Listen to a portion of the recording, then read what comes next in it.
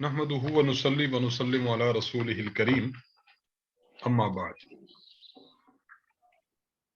आज पारा नंबर 23 से शुरू करना है, लेकिन उससे पहले सूरत यासीन का कुछ तज़किरा मौजूद है। सूरत यासीन का कुछ तज़किरा मौजूद है।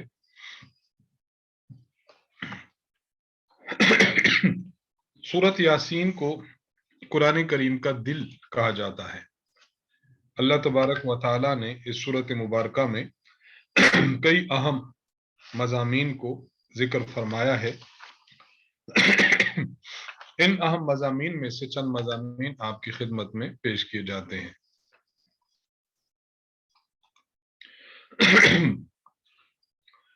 सबसे पहले बिल्कुल इब्तिदा में यासीन वल कुरआनिल हकीम इन्नका लमिनल मुरसलीन, हुजूर अलैहिस्सलातु वस्सलाम की नबूवत को अल्लाह ताला अपने अल्फाज में बयान फरमा रहे हैं कि आप पैगंबर हैं, आपका मनसब नबूवत का है, आप सच्चे हैं। जब मनसब आपका नबूवत का है और आप सच्चे पैगंबर हैं, तो फिर आपका मकसद मक्का मुकर्रमा में भेजने का यह है कि आप अपने कुर्बो जवार के अफराद को और अपनी दावत आमा के जरिए पूरे आलम को डराएं। आप दुनिया में तशरीफ लाए हैं और आपका मकसद यह है कि आप दुनिया के लोगों को डराएं। इसलिए अल्लाह ताला ने फिर एक किस्सा बयान फरमाया है आयत नंबर 13 में, वज़रिब लहुम मसलन अस्हाबल क़रिया। किस्सा यह है कि आप इनके सामने उस बस्ती वालों के लोगों का तज़किरा कीजिए जब उनके पास हमारे रसूल आए। बस्ती कौन सी थी? कुरान करीम में सराहत से नाम नहीं है और न ही जो रसूल उस बस्ती की तरफ भेजे गए थे उनका सराहत के साथ नाम है। अलबत्ता बाज अहादीस मुबारका में इस बस्ती का नाम इंताकिया और रसूलों के नाम सादिक, सदूक और शलूम या शमऊन अलैहिमुस्सलाम ये नाम बताए गए हैं।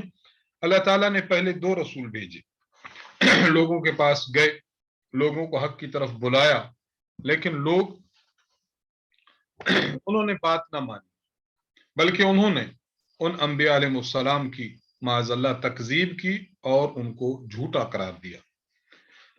अल्लाह तबारक व तआला ने फिर मजीद एक तीसरे रसूल को भेजा और उन्होंने जाकर उनको बात की कि हम सच्चे रसूल हैं, अल्लाह का पैगाम लाए हैं, लेकिन बस्ती वालों ने उन तीनों की बात ना मानी।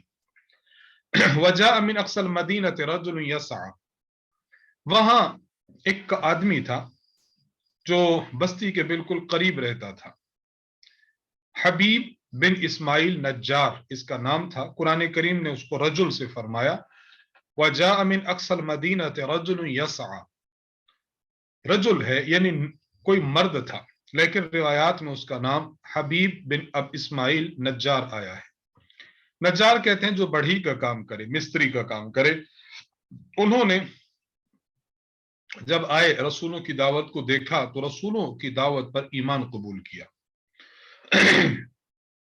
अब जब उन्होंने ये बात देखी कि बस्ती वाले रसूलों के साथ माअज़ल्लाह बुरा मजाक कर रहे हैं, तो वो दौड़ते हुए तशरीफ लाया और उसने अपनी कौम को बड़े अच्छे अहसन अंदाज में समझाया, लेकिन कौम ने रसूलों की बात न मानी और इस शख्स यानी रजुल हबीब नज्जार को कत्ल कर दिया। अब पारा नंबर 23 के बिल्कुल इब्तिदा में आयत नंबर 33 में जन्नत में आयत नंबर 26 में इसी का तज़किरा मौजूद है। क़ीलत खुलिल जन्ना क़ाल या लैत क़ौमी यालमून, शहादत जब उसकी हो गई, शहादत के बाद अल्लाह फरमाते हैं कि अब जन्नत में दाखिल हो जाओ, तो उस वक्त उसने कहा कि काश मेरी कौम को यह इल्म होता कि मैंने कितनी अजीम शान जन्नत को हासिल कर लिया है। यहां एक बात समझें, यहां अल्फाज हैं क़ीलत खुलिल जन्ना, जन्नत में दाखिल हो जाओ। जन्नत में दाखिला ये क़यामत के दिन होगा, जहन्नम में दाखिला भी क़यामत के दिन होगा। अब जो कहा गया ना जन्नत में चले जाओ, इसका माना समझ लें। देखिए, जन्नत में चले जाओ का माना हमें समझ आता है कब्र की और आलम बरज़ख की जिंदगी से। कब्र में जब इंसान को रखा जाता है تو اگر نیک آدمی ہوتا ہے تو جنت کی طرف سے اس کی کھڑکی کھول دی جاتی ہے جہاں سے جنت کی خوشبو مہک آتی رہتی ہے، اور اگر انسان گناہ گار ہے تو جہنم کی جانب سے کھڑکی کھول دی جاتی ہے۔ اب جنت کو دیکھ کر وہ خوش ہوتا رہتا ہے، اس کی قبر جنت کا منظر بن جاتا ہے، اور اگر وہ برا ہے تو جہنم کی طرف سے کھڑکی کھول دی جاتی ہے اور اس کی جو قبر ہے وہ جہنم کا ایک گڑھا بن جاتا ہے۔ تو اصل ایک ہے جنت اور جنت میں داخلہ، اسے کہتے ہیں دخول جنت اور دخول نار، اور ایک ہے داخلہ نہ ہو لیکن منظر نظر آ جائے تو اسے دخول جنت اور دخول نار نہیں کہتے، بلکہ اسے عرض جنت کہتے ہیں، یعنی جنت کا پیش ہونا، جنت کا پیش ہونا یا جہنم کا پیش ہونا۔ تو یہاں جو قرآن کریم میں فرمایا گیا قیل ادخل الجنہ، اس کا معنی یہ نہیں ہے کہ ابھی سے اس کو جنت میں داخل کر دیا گیا، بلکہ اس کا معنی یہ ہے کہ یہ عرض جنت ہے، قبر میں جب پہنچا تو اس کو جنت کے ٹھکانے اس کے دکھائے گئے، اللہ تعالیٰ نے اس کو تعبیر کیا ہے جنت میں داخلے کے ساتھ۔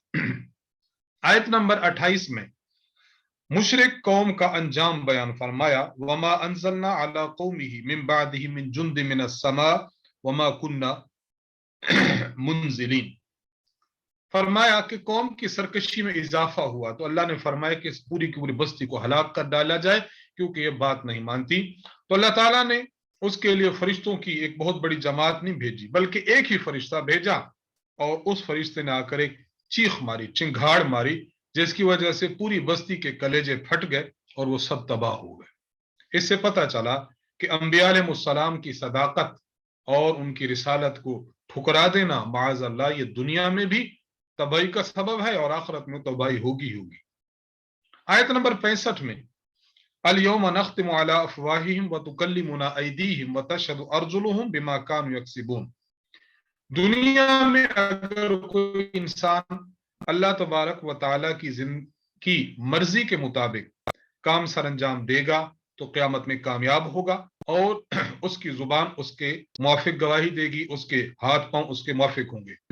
لیکن جو شخص کفر اور شرک کرے گا، قیامت کے دن جب اس سے حساب کتاب لیا جائے گا تو ابتدا میں وہ جھوٹ بولے گا، اللہ تعالیٰ اس کی زبان کو حکم دیں گے کہ اس پر مہر لگا دیا جائے، اس کی زبان پر مہر لگ جائے گی اور اس کے اعضاء بولیں گے، ہاتھ بولیں گے، پاؤں بولیں گے، یا اللہ ہم یہ گناہ کرتے تھے، ہم یہ گناہ کرتے تھے۔ تو یہاں تذکرہ ہے، اس لیے انسان یہ کبھی نہ سمجھے کہ میں دنیا میں برائی کر لوں گا اور اللہ کے سامنے کہہ دوں گا کہ میں نے اچھائی کی، نہیں، وہاں وہی اعضاء گواہی دیں گے کہ اس بندے نے غلط کام کیے ہیں، اس بندے نے ظلم و ستم توڑے ہیں۔ آیت نمبر 69 میں مشرکین کی ایک بات کی تردید ہے، وما علمناه الشعر وما ينبغي له، مشرک لوگ یہ کہتے تھے معاذ اللہ کہ قرآن کریم تو شعر ہے اور حضور علیہ السلام معاذ اللہ ثم معاذ اللہ شاعر ہیں۔ اللہ تعالیٰ فرماتے ہیں کہ ایسی بات نہیں ہے، ہمارے نبی کے لائق نہیں کہ ہم ان کو شعر کا علم دیں، اور نہ ان کے لائق ہے اور نہ ہم نے ان کو شاعر بنایا ہے۔ ایک بات ذرا ذہن میں رکھ لیں، شعر کس کو کہتے؟ ایک ہے ہماری اصطلاح میں شعر کہنا، اور ایک ہے عرب کے لوگ شاعر کس کو کہتے تھے۔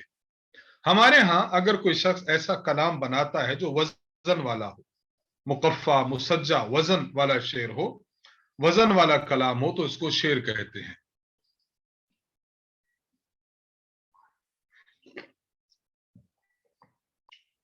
جس طرح ہم بعض مرتبہ کہہ دیں قوم و ملت کے نگہبان ہیں الیاس گھومن، مقرر شعلہ بیان ہے الیاس گھومن۔ اب دیکھیں پہلا مصرع اور دوسرا آپس میں یہ وزن برابر ہے، یہ تو شعر ہے۔ عرب کے لوگ اس کو شعر نہیں کہتے تھے، یہ بھی شعر تھا، لیکن ان کی اصطلاح میں جو شعر تھا وہ یہ تھا کہ جو فرضی اور خیالی باتیں کرے اس کو شاعر کہتے تھے۔ اللہ نے فرمایا کہ نہیں، ہمارا نبی ایسی فرضی اور خیالی باتیں نہیں کرتے، ہمارے پیغمبر حقائق کی بات کرتے ہیں۔ اس لیے اللہ تعالیٰ نے ارشاد فرمایا وَمَا عَلَّمْنَاهُ الشِّعْرَ وَمَا يَنبَغِي لَهُ، نہ شعر سکھائے ہم نے ان کو، نہ ان کے شایان نشان ہے، ان هو الا ذکر وقرآن مبین، ہم نے جو ان کو कुरान मजीद भेजा है, ये तो बड़ा वाज़ेह कुरान है और खुदा का जिक्र है, लिहाजा शायर कहकर आपके कलाम की तरदीद मत करो। और आयत नंबर 77 में अवलम यरल इंसानु अन्ना खलकनाहु मिन नुतफतिन फइज़ा हुवा खसीमुम मुबीन। मक्का मुकरमा में एक आदमी था, आस बिन वाइल। एक दिन उसने एक बोसीदा हड्डी ली, हाथ से उसको फिसेला और वो रेजा रेजा हो गई। फिर हुजूर से उसने कहा कि क़यामत के दिन अल्लाह इसको भी जिंदा करेगा। तो इस पर ये आयत नाजिल हुई और इस शख्स की भी तरदीद कर दी गई और हर उस बंदे की तरदीद कर दी गई जो समझता है कि जब इंसान रेजा रेजा भी हो जाए तब भी नहीं उठाया जाएगा। अल्लाह फरमाते नहीं, तुम्हारी बात गलत है। तुम लोग अपनी पैदाइश को देख लो, कुछ भी ना थे, अल्लाह ने सब कुछ बना दिया, तो अल्लाह ताला दोबारा बनाने पर भी कादिर है। दो दरख्त अल्लाह ताला ने मिसाल देकर समझाया। दो दरख्त अरब में थे, उन दरख्तों को आपस में रगड़ा जाए तो आग पैदा होती है। तो जब अल्लाह ताला उन सब्ज दरख्तों को आग में बदल सकता है तो तुम्हारी बोसीदा हड्डी को दोबारा नई शक्ल में बदलना ये अल्लाह के लिए क्या मुश्किल है। इसलिए इस किस्म के शुबहात से इंसान को परहेज रखना चाहिए। सूरत साफात ये सूरत यासीन के मुत्तसिल बाद सूरत है। साफात फरिश्तों की एक सिफत है, यानी सफ बनाने वाले। मतलब ये होगा वल मलाइकति साफात, ऐसे मलाइका जो अल्लाह के दरबार में सफ बनाकर खड़े होते हैं। इसमें जो कि बिल्कुल इब्तिदा में फरिश्तों के तज़किरा है जो सफ बनाने वाले हैं, इसलिए इस सूरत को सूरत साफात नाम दिया गया। बिल्कुल इब्तिदा में अल्लाह ताला ने मुशरिकीन की तरदीद की है। मुशरिकीन का माना क्या था?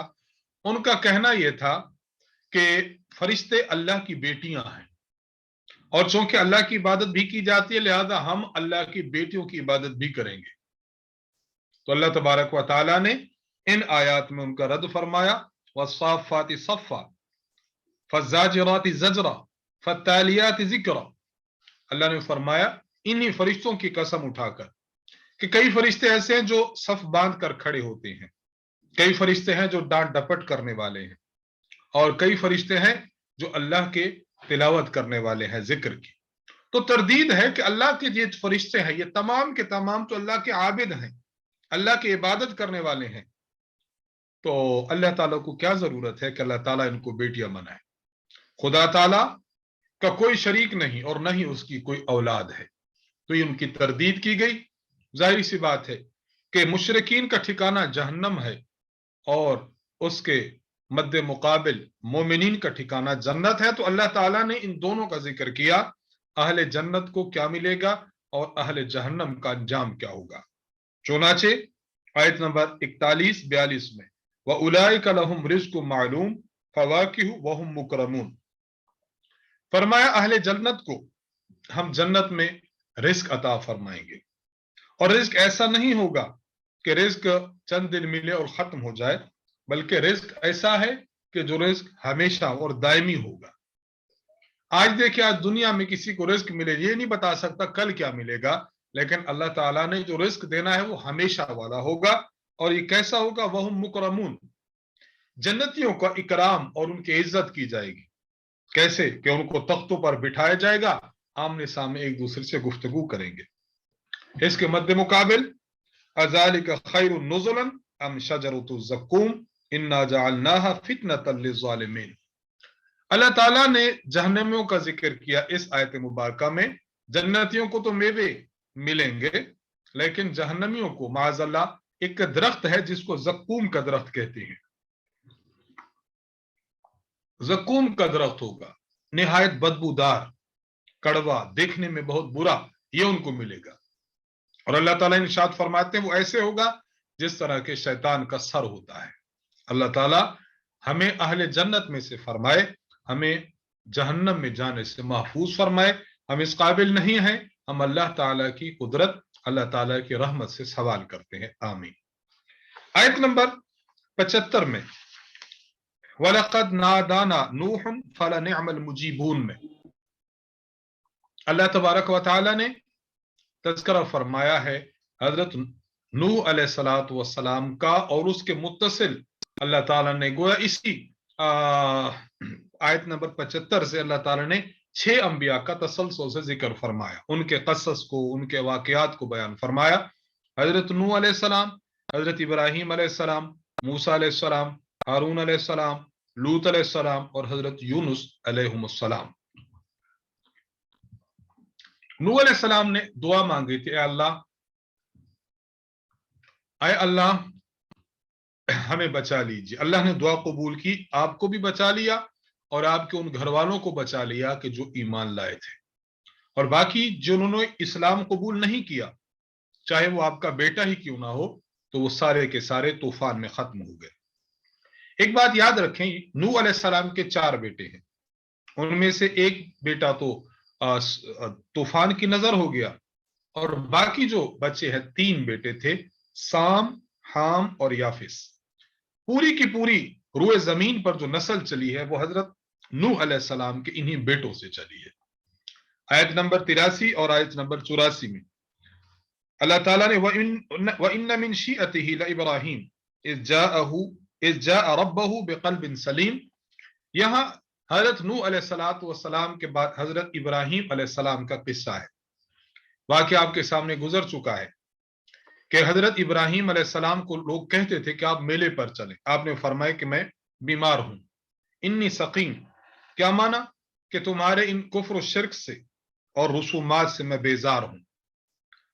फिर आपने, वो जब चले गए तो आपने बुतों को तोड़ डाला और एक बुत के कंधे पर आपने कुल्हाड़ा रख दिया। वाकया मौजूद है, हमने पीछे अर्ज कर दिया है कि ये बताना मकसूद था कि बुत कुछ नहीं कर सकते, असल करने वाली जात वो अल्लाह ताला की जात है। आयत नंबर 102 में फलम्मा बलगा माअहु साया क़ाल या बुनय्या इन्नी अरा फिल मनाम अन्नी अज़बहुका फंजुर माज़ा तरा। इब्राहीम अलैहिस्सलातु वस्सलाम को अल्लाह ताला ने बेटा अता फरमाया था, हजरत इस्माइल अलैहिस्सलाम। आपने ख्वाब देखा कि अपने बेटे को मैं ज़िबह कर रहा हूं। आपने बेटे से राय ली कि बेटा आपकी क्या राय है। उन्होंने अर्ज किया, अब्बा जान इफ़अल मा तुअमर, अल्लाह ने जो हुक्म दिया है आप कर डालिए, सतजिदुनी इंशाअल्लाह मिनस साबिरीन, आप मुझे देखेंगे कि मैं इंशाअल्लाह सब्र करने वालों में हूंगा। चुनाचे इब्राहीम अलैहिस्सलाम ने अल्लाह के हुक्म की तामील की और अपने बेटे की गर्दन पर छुरी चला दी। आपने मंजर पेश कर दिया जो आपने ख्वाब में देखा। अल्लाह फरमाते हैं आपने ख्वाब सच्चा किया, जन्नत से मेढा आया, वो ज़िबा हुआ और इब्राहीम अलैहिस्सलातु वस्सलाम इम्तिहान में कामयाब हुए। सूरज यूनुस में भी हजरत यूनुस अलैहिस्सलाम का किस्सा गुजर चुका है, और यहां भी आयत नंबर 139 और 140 में तज़करा उसी किस्से का मौजूद है। आयत नंबर 149 में मुशरिकीन मक्का की तरदीद है। मुशरिकीन मक्का की अल्लाह ताला के लिए बताते थे कि बेटियां हैं, वो कौन है? फरिश्ते हैं। अल्लाह ताला ने बड़ा अजीब उनको जवाब दिया, फरमाया फस्तफ्तिहिम अलरब्बिकल बनातु वलहुमुल बनून, कि आप इन लोगों से पूछिए कि आप लोग अल्लाह के लिए साबित कर रहे हो कि खुदा ताला मोहताज है बेटियों का और बेटियां खुदा की हैं। पहली बात तो यह है कि तुम खुद देखो, अपने लिए तुम बेटियों को पसंद करते हो। अपनी हालत तो यह है कि जब तुम्हारे घर में बेटी पैदा होती है तो शर्म के मारे दफन करते हो, अल्लाह माफ फरमाए, और खुदा के लिए बेटियां साबित करते हो। हालांकि अल्लाह को तो बेटियों की जरूरत नहीं, बेटों को भी जरूरत नहीं, लेकिन तुम्हारी हालत क्या है, अजीब व गरीब हालत है, तो इसलिए तुम्हें अपने अहवाल पर कुछ सोचना चाहिए। सूरत उस-साद में अल्लाह ताला ने इसमें चंद अहम मजामीन को बयान फरमाया है। मुख्तलिफ अंबिया अलैहिस्सलाम का तज़किरा है, और उनके तज़किरा से ये बताना मकसूद है कि पैगंबर कभी भी अपनी दावत से पीछे नहीं हटेगा। जो पैगंबर ने अल्लाह ताला की तरफ से पैगाम देना है, उस पैगाम में नबी पीछे नहीं हटता। बिल्कुल बिल्कुल इब्तिदा में इरशाद फरमाया,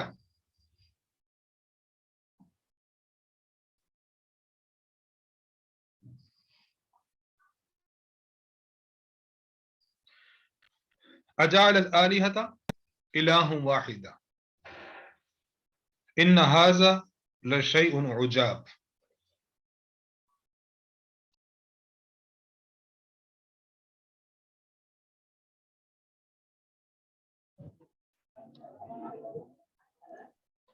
शुरू में अल्लाह तबारक व ताला ने तज़किरा फरमाया है इस बात का कि वो लोग हुजूर अलैहिस्सलातु वस्सलाम ने जब दावत दी कि आप लोग एक खुदा को मानो और बाकियों को छोड़ दो, तो उन लोगों ने ये बात की कि ये कैसे पैगंबर है, अजाल आलिहता इलाहु वाहिदा, कि हम सब बुतों को छोड़ दें और एक बुत को माने।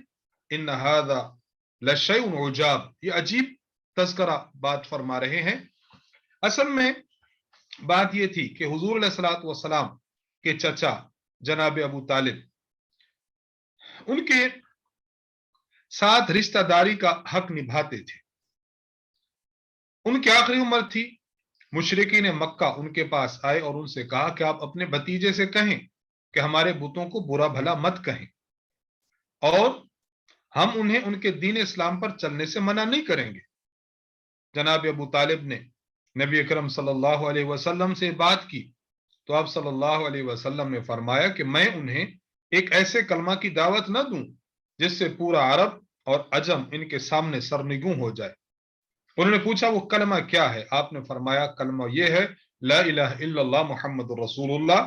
तो उन लोगों ने कहा कि ताज्जुब है कि हम सारे खुदाओं को छोड़कर एक खुदा की इबादत करें, हमसे ये नहीं हो सकता। तो सारे लोग चले गए। तो ये आयत फिर उस वक्त नाजिल हुई थी।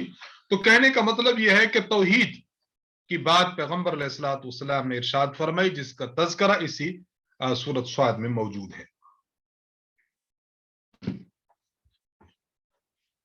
हजरत दाऊद अलैहिस्सलातु वस्सलाम का तज़किरा, हजरत दाऊद अलैहिस्सलाम की जो आजमाइश थी उसका तज़किरा फरमाया, वहल अता का नबउल खस्म इज तसव्वरुल मेहराब। हजरत दाऊद अलैहिस्सलाम से कोई इज्तिहादी लग़्ज़िश हो गई थी। अल्लाह ताला ने दो बंदे भेजे कि जाओ। हजरत दाऊद अलैहिस्सलाम की दीवार फुलान कर वो घर आ गए। हजरत दाऊद अलैहिस्सलाम को उस वक्त इबादत का वक्त था। उन्होंने अपने झगड़े का मुकदमा हजरत के सामने पेश किया तो हजरत ने फैसला फरमाया, लेकिन साथ ही हजरत दाऊद अलैहिस्सलाम को अचानक ख्याल आया कि मेरा तो इम्तिहान हो गया है। अल्लाह ताला से माफी मांगी, आप सजदा में गिर गए। तो फिर अल्लाह तबारक व ताला ने इस तज़किरे का किस्सा बयान फरमाया।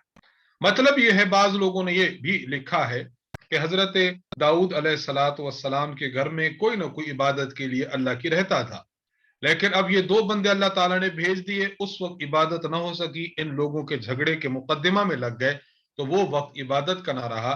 तो अल्लाह तबारक व ताला ने बरली उनका इम्तिहान लेना चाहा था। तो जो भी हो, इस किस्से के बयान करने का मतलब यह है कि जब भी आपकी जिंदगी में कोई ऐसा काम आ जाए कि जिसमें आप समझते हैं कि आपके मामूलात जिंदगी ऊपर नीचे हुए हैं, तो अल्लाह के दरबार में माफी मांगनी चाहिए।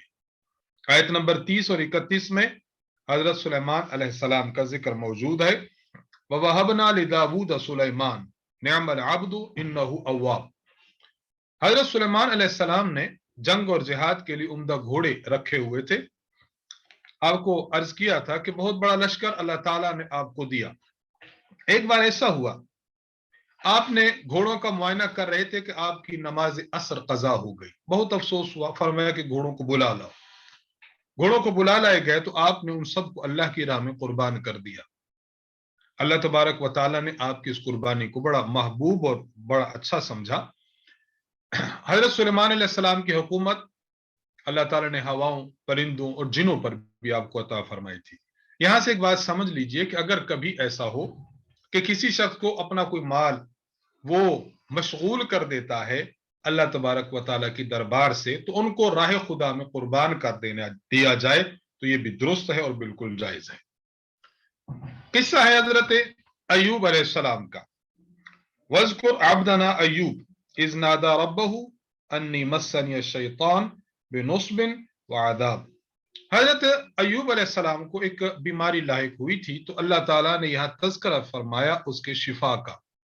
बीमारी कौन सी थी इसका रिवायात में तो जिक्र है, कुरान करीम में कोई जिक्र नहीं। कोई जिल्दी बीमारी थी। हजरत अय्यूब अलैहिस्सलाम ने अल्लाह ताला के हुक्म से زمین پر پاؤں مارا تو وہاں سے چشمہ جاری ہوا. اللہ نے فرمایا کہ آپ اس پانی میں نہائیں بھی صحیح اور اس کو پیئیں بھی صحیح, تو آپ کو شفا مل گئی. معاملہ ایسا ہوا کہ بیماری کی حالت میں ایک مرتبہ شیطان آپ کی اہلیہ کے پاس آیا اور کہنے لگا کہ میں طبیب ہوں, میں آپ کے شوہر کا علاج کروں گا. ظاہری سی بات ہے, بیوی پریشان تھی اور ہر بیوی چاہتی ہے کہ میرا خاوند جو ہے وہ صحت و سلامتی کی زندگی گزارے.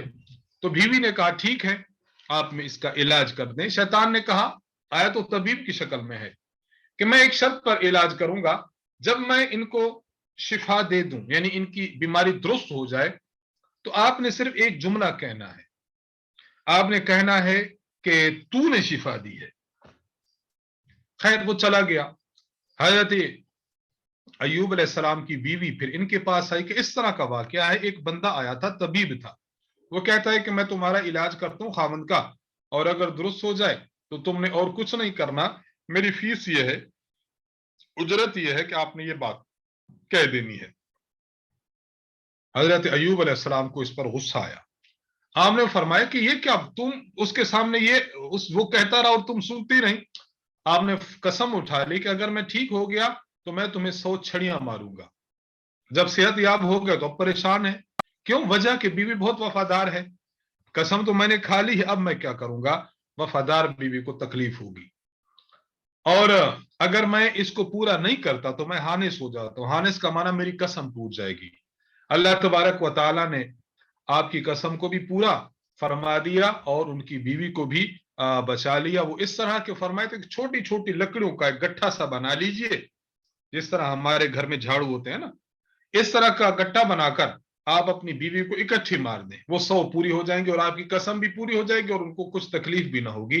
تو یوں حضرت ایوب علیہ السلام کا تذکرہ ہے. تو یہ آخر میں حضرت آدم علیہ السلام کا بھی واقعہ بیان کیا گیا ہے. یہ سارے واقعات بیان کر کے بتانا مقصود ہے کہ زندگی میں مشکلات آئیں گی, زندگی میں پریشانیاں آئیں گی, تو ان پریشانیوں پر ثابت قدمی سے رہیے. اللہ تبارک و تعالی انسان کے مشکلات میں حل پیدا فرما دیتے ہیں. سورہ زمر, اس میں زمر گروہ کے معنی میں آتا ہے, تو اس میں چونکہ 2 گروہوں کا ذکر ہے, جس طرح آپ کہتے ہیں نا فلاں زمرہ میں گئے تھے, تو چونکہ گروہوں کا ذکر ہے اس لیے اس سورت کا نام سورت زمر ہے. سورت زمر میں بالکل ابتدا میں آیت نمبر 3 میں اللہ تعالیٰ نے مشرکین کے غلط عقیدہ کی تردید فرمائی ہے. مشرکین کا عقیدہ یہ تھا, ہم ان بتوں کو پوجتے ہیں, ان کی عبادت کرتے ہیں, اس کی وجہ اگر یہ بت خوش ہو گیا تو یہ ہمیں اللہ کے قریب کر دیں گے, اگر ان بتوں کو خوش نہ کیا گیا, یہ بگڑ گئے, تو پھر اللہ تبارک و تعالی ہم سے ناراض ہوں گے. تو اللہ تعالیٰ نے یہاں فرمایا کہ تمہاری بات بالکل غلط ہے, بالکل غلط ہے. 2 بنیادی باتیں سمجھے. پہلی بات یہ کہ جو اللہ کے دربار میں شفاعت کرتا ہے اس کے لیے پہلی شرط یہ ہے کہ اللہ کا مقبول بندہ ہو. بت اللہ کے مقبول نہیں ہے. دوسری بات کہ جس کی شفاعت کی جائے گی وہ قابل مغفرت بھی ہو, یعنی تم شرک نہ کرو, تم تو شرک کرتے ہو تو شرک کی تو میں معافی نہیں کرتا. اس لیے دونوں شرطیں یہاں نہیں ہیں, نہ ہی اللہ کے مقبول ہے اور نہ ہی قابل مغفرت ہو تم, لہذا ان کی سفارش اللہ کے دربار میں قبول نہیں ہے. اس سے پتہ چلا کہ مسلمان قابل مغفرت ہوتا ہے, مسلمان کے لیے سفارش ہوگی, اور کس کی ہوگی؟ جو اللہ کا مقبول ہو. اور حدیث مبارک میں واضح موجود ہے, نبی علیہ السلام شفاعت کریں گے, دیگر انبیاء شفاعت کریں گے, اسی طرح حافظ قرآن شفاعت کرے گا, عالم شفاعت کرے گا, شہید شفاعت کرے گا, حتیٰ کہ وہ بچہ نابالغ ہونے کی عمر میں جو اپنی ماں سے جدا ہو گیا, فوت ہو گیا, تو یہ بھی قیامت کے دن شفاعت کرے گا. تو شفاعت کا عقیدہ یہ برحق عقیدہ ہے, لیکن یہاں جو تردید کی گئی ہے وہ اس شفاعت کی ہے جس میں شرائط نہ ہوں, اور وہ شفاعت ہے کہ جب بتوں کی پوجا کی جائے اور پوجا کرنے والا مشرک ہو. آیت نمبر 22 میں اللہ تعالیٰ نے اسلام کے لیے شرح صدر کی بات فرمائی ہے. افمن شرح اللہ صدرہ للاسلام فہو علی نور من ربی. حضور علیہ الصلوۃ والسلام سے پوچھا گیا تھا کہ یا رسول اللہ شرح صدر کس کو کہتے ہیں؟ آپ نے فرمایا کہ اللہ تعالیٰ اگر بندے کے دل کو وسیع فرما دے. کیا مانا؟ آپ شریعت کو سمجھ لیں, मसलन आप कुरान समझने लग जाएं, आप अहदीस समझने लग जाएं, आप शरीयत के मिजाज समझने लग जाएं, ये शरह सदर है। हम में से हर शख्स ये दुआ करे अल्लाह ताला हमें दीन के बारे में शरह सदर अता फरमा, हम दीन को समझें, हम कुरान को समझें, आपके नबी के फरमान को समझें, हम शरीयत को समझें, शरीयत का मिजाज समझें। शरह सदर बहुत बड़ी चीज है, बहुत बड़ी चीज है।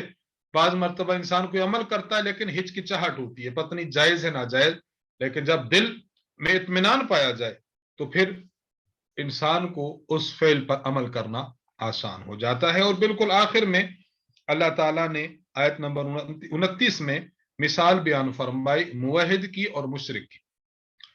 इसको यूं समझिए, अरब में एक गुलामी का भी दौर था, लोगों को खरीदा और बेचा भी जाता था। आज वो दौर खत्म हो चुका है। आज बैन अल-अक़वामी सतह पर इंसानियत की खरीद और फरोख्त पर पाबंदी है, ना बेचे जाएंगे ना गुलाम बनाए जाएंगे। पहले दौर था, शरीयत ने आहिस्ता आहिस्ता आहिस्ता आहिस्ता हुक्म दिया कि गुलामी को आजाद करो, आजाद करो, आजादी की तरफ शरीयत ने रहनुमाई फरमाई। खैर, अल्लाह ताला ने मिसाल दी, चूंकि उस वक्त दौर था तो फरमाए कि देखो मुशरिक और मुआहिद की मिसाल कैसी है। एक आदमी है जो एक ही बंदे का गुलाम है, उसको तो टेंशन नहीं है, और एक आदमी है जो कई बंदों का गुलाम है।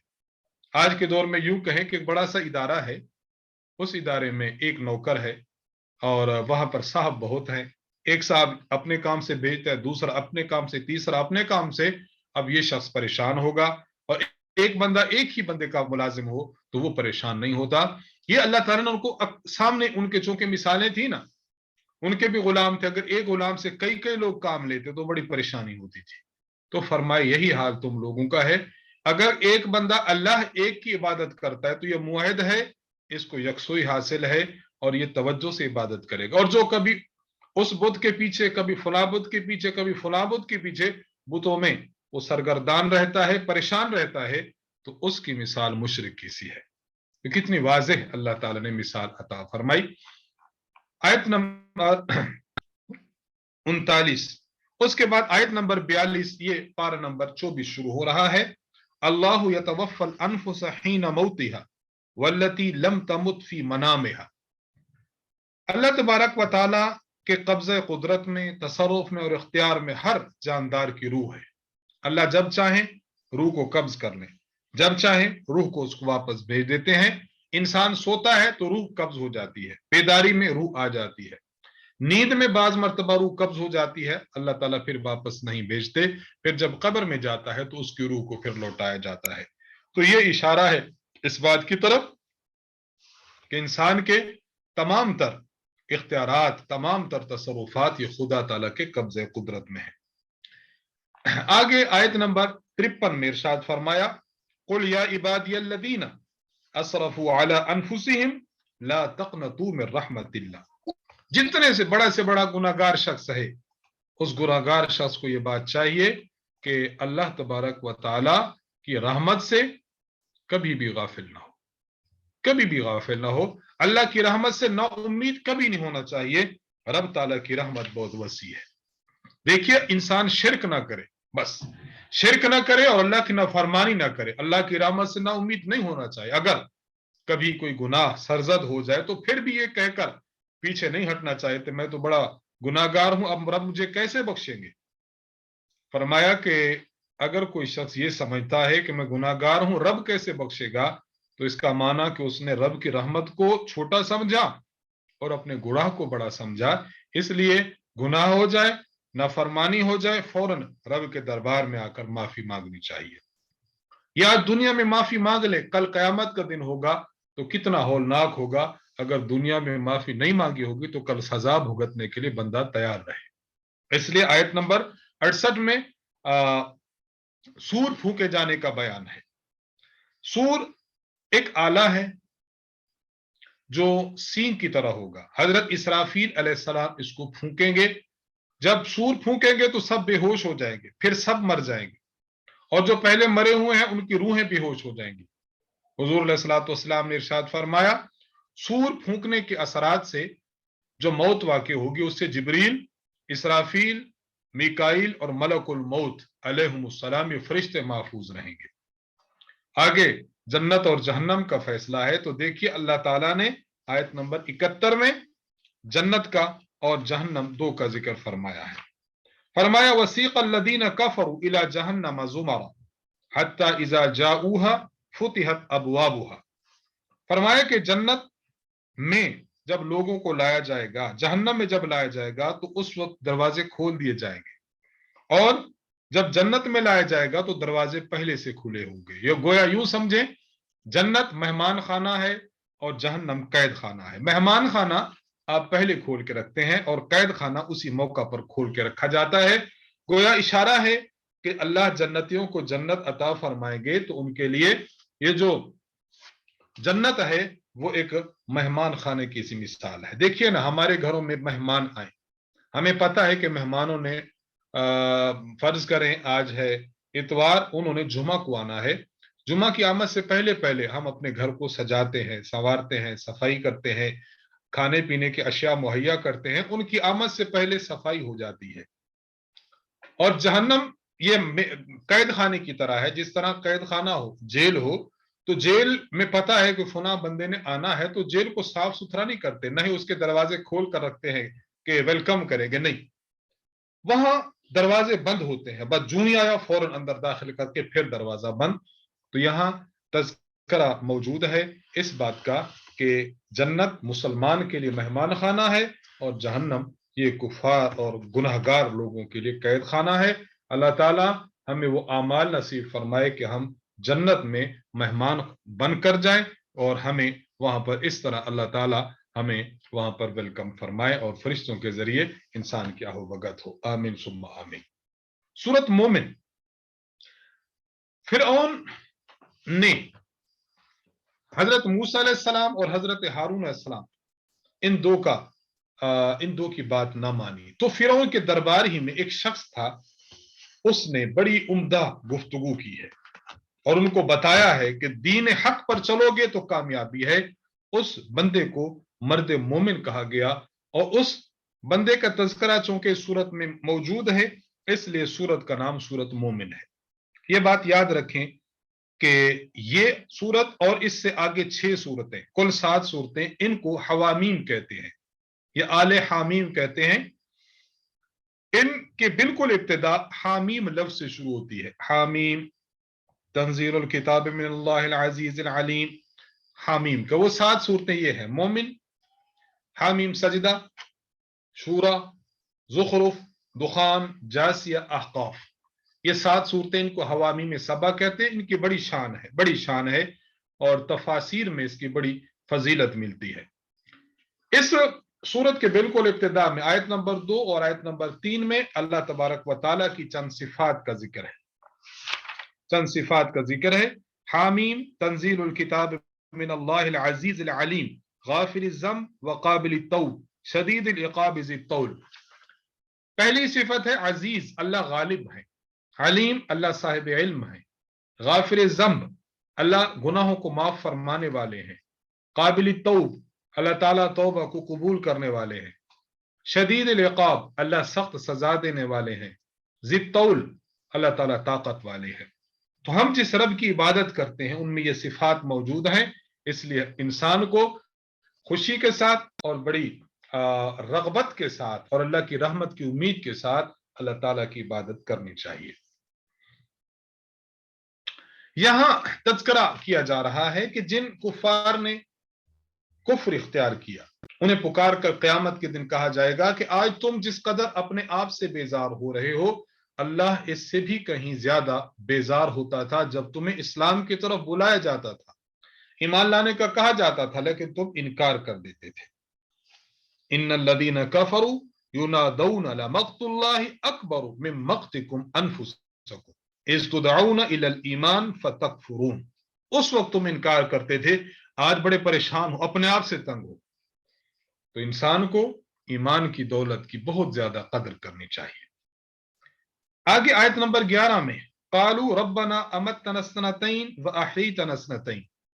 क़यामत के दिन कुफार कहेंगे कि ऐ रब, 2 मरतबा आपने हमें मौत दी और 2 मरतबा जिंदगी दी। اب ہم اپنے گناہوں کا اعتراف کرتے ہیں، کاش کہ آپ ہمیں واپس بھیج دیں تاکہ ہم بالکل صحیح سالم ہو سکیں، لیکن اللہ تعالیٰ فرمائیں گے کہ بالکل نہیں، بالکل نہیں، اب تم واپس نہیں جا سکتے۔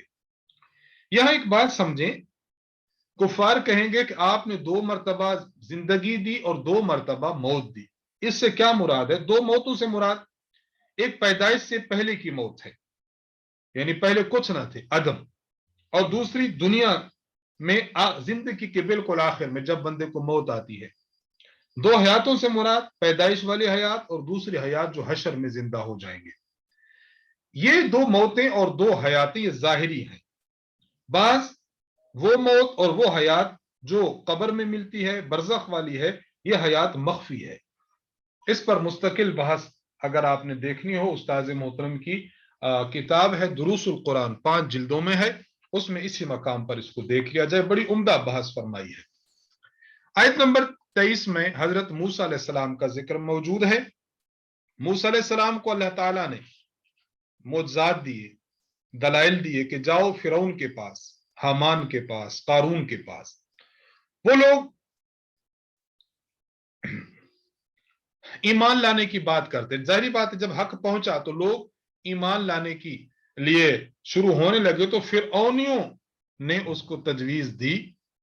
انہوں نے کہا کہ ان کے ایمان لانے والے مردوں کو قتل کر دو اور ان کی عورتوں کو زندہ رکھو تاکہ ان کو لونڈیاں بنا کر ان سے خدمت لی جا سکے۔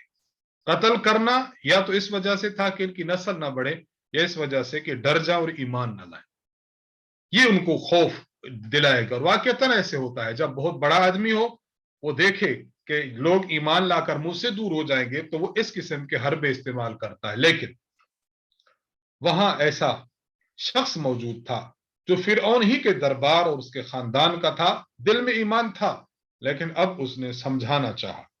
وقال رجل مؤمن من آل فرعون یکتم ایمانہ اتقتلون رجلا ان یقول ربی اللہ وقد جاءکم بالبینات من ربکم۔ وہ مرد مومن اٹھا اور اس مرد مومن نے ایک تقریر کی، اس نے کہا کہ کیا تم ایسے بندے کو قتل کرنا چاہ رہے ہو جو یہ فرما رہا ہے کہ میرا رب اللہ ہے، اور وہ اپنے رب کی طرف سے واضح دلائل لے کر بھی آئے ہیں، اگر یہ جھوٹ بولتے ہیں تو وبال خود انہی پر ہوگا۔ یہ انہوں نے بڑی عمدہ گفتگو پیش کی ہے اور اس کا اثر ہوا۔ آیت نمبر 51 میں تذکرہ موجود ہے کہ انبیاء علیہ السلام اور جو ان پر ایمان لانے والے مومن ہیں، اللہ ان سے ضرور بے ضرور ان کی مدد فرمائیں گے، پہلے بھی مدد کرتے رہے ہیں اور انشاءاللہ مومنین کی مدد اللہ تعالیٰ بعد میں بھی کرتے رہیں گے۔ مثلا غزوہ بدر میں مومنین کو فتح مکہ میں مومنین کی مدد۔ اچھا، بعض انبیاء علیہ السلام جس طرح حضرت یحییٰ ہے، زکریا ہے، حضرت شعیب ہیں، ان کے دنیا سے جانے کے بعد ان کے دشمنوں سے انتقام لینے کی صورت میں وعدہ پورا ہوا کہ اللہ نے کفار کو برباد یا مغلوب کر دیا۔ یہ تو دنیا کی بات، اور آخرت میں تو مومنین بھی اور انبیاء علیہ السلام بھی، ان پر تو اللہ تعالیٰ نے خصوصی مدد اور نصرت کا وعدہ فرمایا ہے۔ اس لیے ہم لوگ ایمان لانے والے ہیں، مومن پریشان نہ ہو، مومن کو اللہ تعالیٰ پر بہت زیادہ یقین رکھنا چاہیے، اللہ میری یہاں بھی مدد فرمائیں گے اور اللہ آخرت میں بھی میری مدد فرمائیں گے۔ آیت نمبر 55 میں فَاصْبِرْ إِنَّ وَعْدَ اللَّهِ حَقٌّ فَاسْتَغْفِرْ لِذَنبِكَ وَسَبِّحْ بِحَمْدِ رَبِّكَ بِالْعَشِيِّ وَالْإِبْكَارِ۔ حضور علیہ السلام کو 3 چیزوں کا حکم دیا گیا۔ نمبر 1، فَاصْبِرْ، اے پیغمبر آپ صبر کریں۔ کیا معنی؟ اگر مخالف آپ کو تنگ کرتا ہے، پریشان حال کرتا ہے، تو پھر آپ صبر کریں۔ نمبر 2، وَاسْتَغْفِرْ لِذَنبِكَ، آپ ان معاملات میں معافی مانگیں جو آپ کے شایان شان نہ ہو۔ نمبر 3، آپ نے کرنا ہے وَسَبِّحْ بِحَمْدِ رَبِّكَ بِالْعَشِيِّ وَالْإِبْكَارِ، آپ صبح و شام اللہ تعالیٰ کی تسبیح کریں، اللہ تعالیٰ کی تحمید کریں۔ یہاں یہ بات یاد رکھیں، نبی علیہ الصلوۃ والسلام معصوم ہیں۔ حضور علیہ الصلوۃ والسلام سے گناہ نہ پہلے ہوا تھا نبوت ملنے سے پہلے، اور نہ ہی نبوت ملنے کے بعد ہوا۔ آپ کو جو فرمایا گیا کہ آپ استغفار فرمائیں، یہ امت کو سکھانا مقصود ہے۔ نبی معصوم ہے پھر بھی استغفر اللہ استغفر اللہ استغفر اللہ فرمائیں، تو امت کو بڑھ کر استغفر اللہ اور استغفار کرنا چاہیے۔ آگے آیت نمبر 61 میں اللہ تعالیٰ نے اپنے انعامات کا ذکر فرمایا، اللہ الذی جعل لکم اللیل تسکنوا فیہ والنہار مبصرا۔ اللہ نے رات بھی بنائی، دن بھی بنایا۔ رات بنائی، آپ اس میں آرام اور سکون کریں، آپ تھک گئے ہیں، آپ آرام کی زندگی گزاریں۔ اور اللہ نے دل بنایا، دن کو روشن بنایا تاکہ دن میں آپ کام کاج کر سکیں۔ آیت نمبر 78 میں مختار کل کی نفی ہے اور علم غیب کی نفی ہے۔ کیا معنی؟ یہ بتانا مقصود ہے کہ اللہ تعالیٰ کی ذات ہی کے پاس علم الغیب ہے، کسی انسان اور بشر کے پاس علم غیب نہیں ہے۔ اسی طرح اختیارات کی مالک ذات صرف اللہ کی ہے، اللہ کے علاوہ کوئی بھی اختیارات کا مالک نہیں ہے۔ اور آگے آخر میں آیت نمبر 83 میں ارشاد فرمایا گیا، فَلَمَّا جَاءَتْهُمْ رُسُلُهُمْ بِالْبَيِّنَاتِ فَرِحُوا بِمَا عِندَهُمْ مِنَ الْعِلْمِ۔ دیکھیے، ایک علم ہے جو بندے کا دنیاوی فن ہے، ظاہری ہنر ہے، اور ایک علم ہے جو اللہ کے نبیوں نے امتوں کو دیے ہیں۔ نبی کے علم کے مقابلے میں انسان اپنے علم جو اس کا ظاہری ہے فن اور اس کا ہنر ہے، اس پر کبھی اترانا نہیں چاہیے، کبھی نہیں اترانا چاہیے، ورنہ معاملہ ایسا ہو جاتا ہے کہ انسان کو نقصان اٹھانا پڑتا ہے۔ سورۃ حامیم سجدہ، یہ دوسری حامیم ہے۔ حامیم تنزیل من الرحمن الرحیم، اس میں سجدہ کا چونکہ ذکر ہے اس لیے اس میں حامیم سجدہ کہا گیا ہے۔ آیت نمبر 37 میں آگے آ رہا ہے۔ نبی علیہ الصلوۃ والسلام کو کفار کی طرف سے ایک بہت بڑی پیشکش ہوئی تھی۔ وہ پیشکش کیا تھی؟ پیشکش یہ تھی کہ آپ علیہ الصلوۃ والسلام بیت اللہ میں بیٹھے تھے۔ ابو الولید جس کا نام عتبہ بن ربیعہ تھا، اس نے کہا کہ آئیے، اگر آپ حکومت چاہتے ہیں ہم آپ کو حاکم بنا دیں گے، بادشاہ بنا دیتے ہیں۔ اگر آپ رقم چاہتے ہیں تو ہم سب پیسے جمع کرتے ہیں، آپ کو پیسے دیتے ہیں۔ اور اگر آپ یہ سمجھتے ہیں کہ آپ پر جنات کا اثر ہے، کوئی جادو وادو ہو چکا ہے، تو ہم آپ کا علاج کرواتے ہیں، لیکن خدا را آپ یہ تبلیغ چھوڑ دیں اور ہمارے مذہب کو، ہمارے بتوں کو برا بھلا مت کہیں۔ چنانچہ حضور علیہ الصلوۃ والسلام نے اس کے جواب میں اس سورت کی تلاوت فرمائی۔ جب آپ اس آیت پر پہنچے نا، فَإِنْ أَعْرَضُوا فَقُلْ أَنذَرْتُكُمْ صَاعِقَةً مِثْلَ صَاعِقَةِ عَادٍ وَثَمُودَ، کہ اگر یہ لوگ آپ سے روگردانی کریں تو پھر آپ فرما دیجئے کہ میں تمہیں اسی طرح ڈراتا ہوں جس طرح عاد اور سمود قوم کو جھنجھلاہٹ سے ڈرایا گیا۔ جب یہ بات کی تو ابو الولید پر ایسا خوف طاری ہو گیا، اس نے اپنا ہاتھ حضور کے منہ مبارک پر رکھا اور کہا کہ میں آپ کو خاندان کا، قرابت کا واسطہ دیتا ہوں، برائے مہربانی آگے مت بڑھے، میں برداشت نہیں کر سکتا، یہ اتنا خوف ہے آپ کی گفتگو میں کہ میں واقعتاً عاد اور سمود کے انجام کو دیکھ کر پریشان ہو چکا ہوں۔ واپس آیا، لوگوں نے کہا کہ بتاؤ آپ نے ان کو پیشکش کی ہے اس کا کیا بنا؟ اس پر ابو الولید بڑی عجیب گفتگو کرنے لگا۔ اس نے کہا میری رائے میں بہتر یہ ہے کہ ان کو ان کے حال پر چھوڑ دو، کیوں آپ ان کا مقابلہ نہیں کر سکتے؟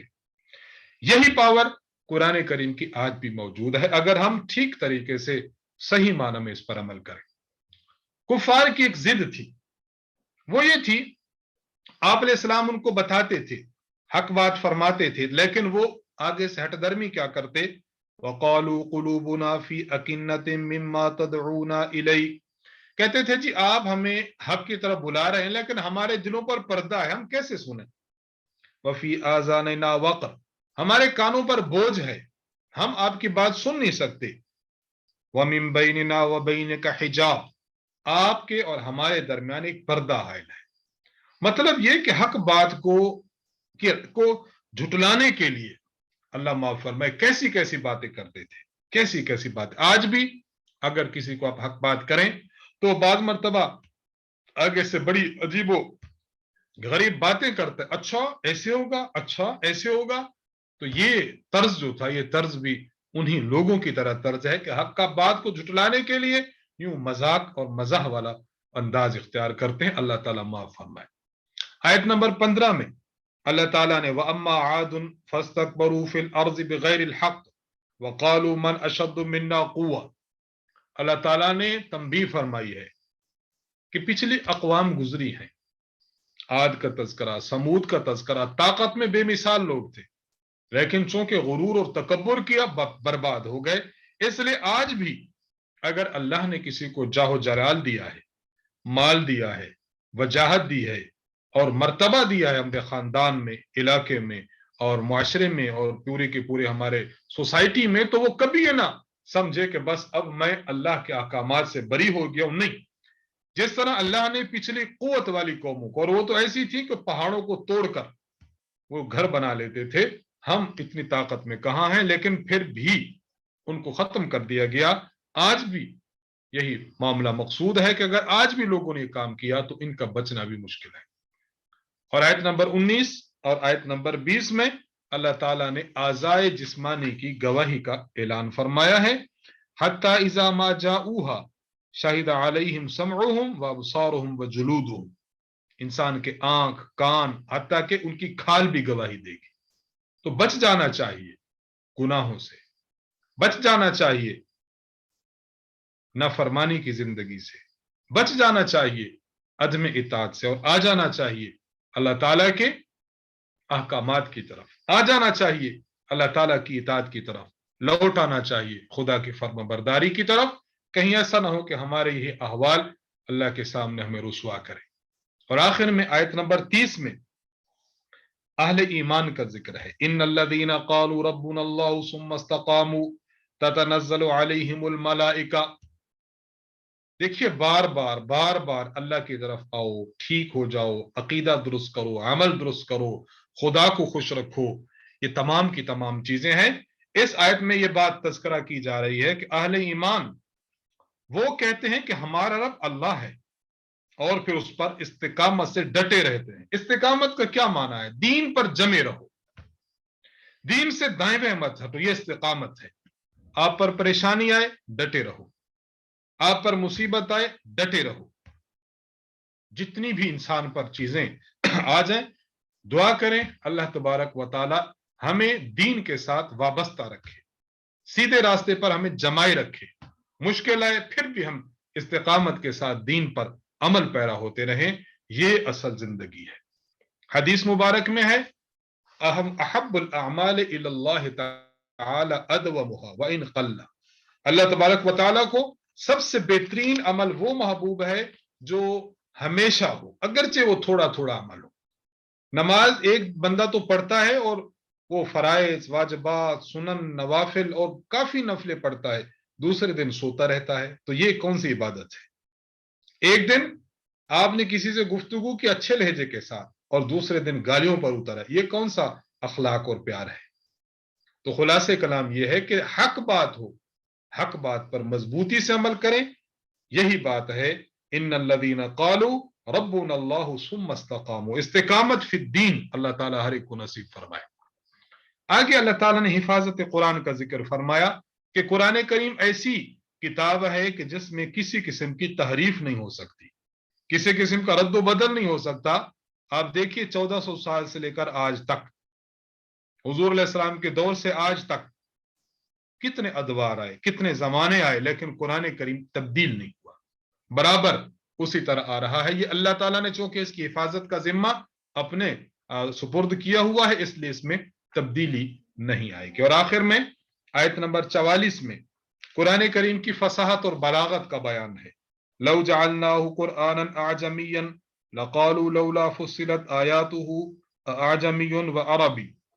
مشرک لوگ یہ کہتے تھے کہ آپ قرآن کریم لائیں لیکن کتاب آپ لائیں کسی اور زبان میں، تو اللہ فرماتے ہیں کہ اگر ہم اور زبان میں لے آتے تو تم لوگوں نے ہی کہنا تھا کہ نبی تو عربی ہے اور کتاب اجمی ہے، کتاب واضح نہیں ہے، کتاب میں فصاحت نہیں ہے، کتاب میں کھول کھول کر بیان نہیں کیا گیا۔ فرمایا کہ اس لیے ہم نے قرآن کریم عربی میں بھیجا تاکہ اس کو ہر بات کو کھول کھول کر تمہارے سامنے ہم بیان کریں۔ اور واقعتاً بات ایسے ہی ہے، قرآن کریم کتنا فصیح ہے، قرآن کریم میں کیا مضامین ہیں۔ مزہ تو اس وقت آتا ہے، لطف تو اس وقت آتا ہے کہ جب قرآن کریم کو پڑھا جائے اور قرآن کریم کو اسی عربی زبان کو سمجھتے ہوئے پڑھا جائے. ترجمہ بھی ٹھیک ہے، معنی اور مطالب بھی بہت ہے، اگر اور کچھ نہ ہو تو ترجمہ ہی اور صحیح تفسیر ہی ہمارے لیے لائق عمل ہے. لیکن جو معاملہ ہے اس کا کہ ہم لوگ صرف اور صرف ترجمہ پر اکتفا کریں، ترجمہ بھی پڑھیں لیکن ساتھ ساتھ ایک عربی کی طرف بھی انسان آئے تو اصل اس کو سمجھ آئے گا کہ قرآن کریم کی فصاحت، قرآن کریم کا معنی کو بیان کرنا، اقوام عالم کے قصے، اقوام عالم کی خبریں، غیب کی جو ہے وہ باتیں، اللہ تبارک و تعالیٰ کی حمد و ثناء، اللہ کی قدرت کاملہ، یہ کتنی عمدہ اور قوت کے ساتھ بیان کی گئی ہے، اس کا اظہار اس وقت ہوگا کہ جب ہم اس کو پڑھیں. تو خیر، یہاں اللہ تبارک و تعالیٰ نے قرآن کریم کی قوت کو بیان فرمایا اور ساتھ ساتھ یہ ہے کہ قرآن کریم کی حفاظت کا تذکرہ فرمایا. تو آیت نمبر 44 تک یہاں پر کلام ہو گیا. انشاءاللہ العزیز بقیہ ہم کل پڑھیں گے. وآخر دعوانا ان الحمد للہ رب العالمین.